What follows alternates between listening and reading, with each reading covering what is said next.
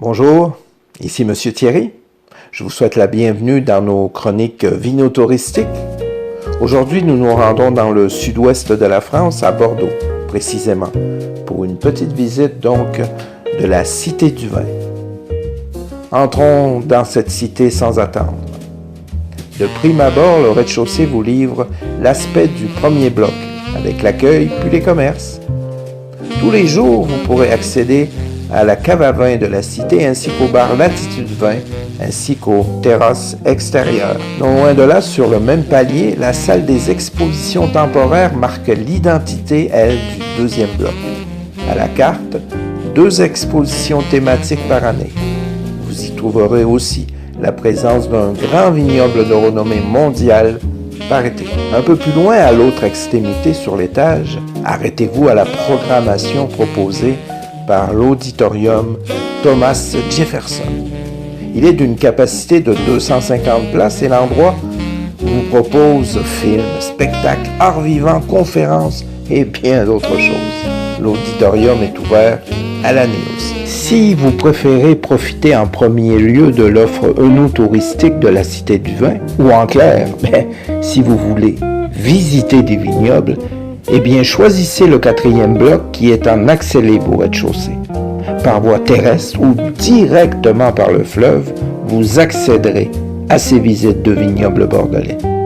Maintenant, pour ceux qui voudraient donner un peu plus de profondeur, de technique et de découverte professionnelle à leur voyage, eh bien, je vous invite au bloc 5 et 6 situés au premier étage. Approchez-vous. Maintenant, on va visiter le salon lecture qui est situé au bloc 5. Il vous offre des milliers de livres, de revues et multimédia en libre accès. Maintenant, pour peaufiner vos expériences dégustatrices, je vous invite au bloc 6, à l'espace polysensoriel et aux ateliers dégustation. Là, oui, 3 offres vous sont destinées, dont une pour le jeune public. Et vous serez bluffé par l'innovation, la technologie au service de la culture. Vous allez être complètement immergé dans le monde du vin par les 5 sens et à 360 degrés. Le voyage sera complet selon le pays visité, Amérique du Sud, Asie ou Afrique du Nord. La salle va être parfumée d'odeurs qui vous transporteront dans le pays en question. Au total, une animation de 1h30. La capacité de la salle est de 48 personnes.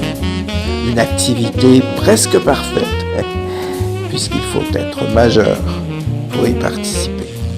Maintenant, pour les initiés, voici donc la 2e offre du bloc numéro 6, l'atelier découverte.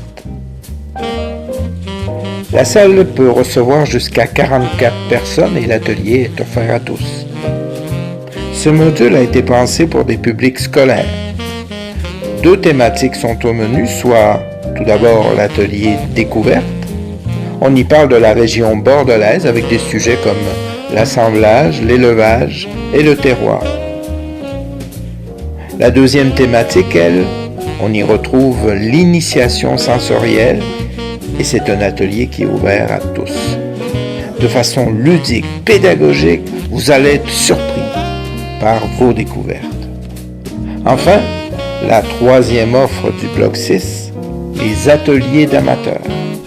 La salle est un peu plus intimiste, d'une capacité de 15 personnes, ce qui vous permettra de faire vos premiers pas dans l'univers du vin.